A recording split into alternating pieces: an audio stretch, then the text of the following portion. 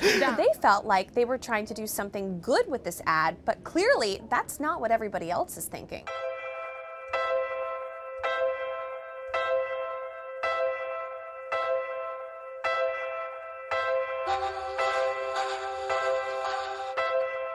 If your cause matters, you need to be out there and willing to stand up for something that not everybody believes in. And what your mandate should be is changing perceptions and behaviors on that cause.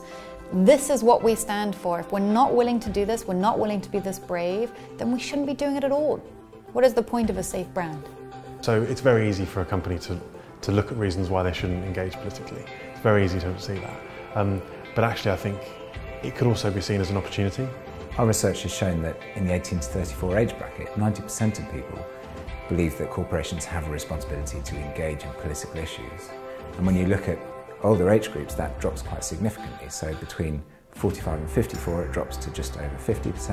And for the over 65s, it's under a third. So you can see there's a big shift happening as the millennial generation grows up. So there's a real opportunity here for brands to enter the frame and to stand for something that really can engage and resonate with their consumers. I think recently with Trump's Nazi fiasco, many companies disassociated themselves from him. And also it depends very much on the nature of the brand, right? If you're someone who is a challenger brand more generally, you can go quite political.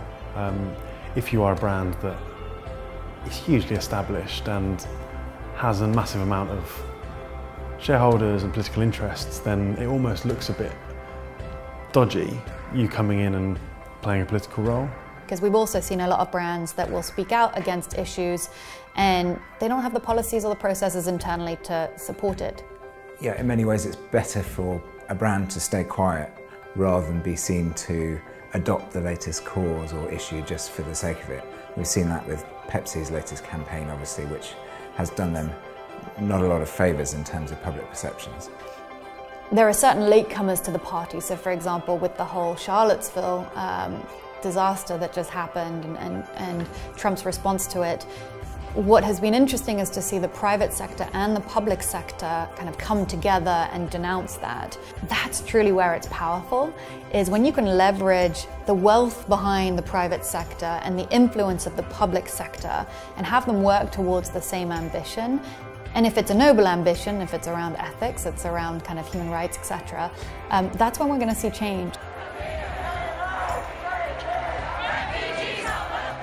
Seen a bit of a step change in people's interest in politics, in social change. Whether it will last forever, who knows, but we've got this window at the moment where people are really engaged, they're leaning forward, they're interested, and we should make the most of that.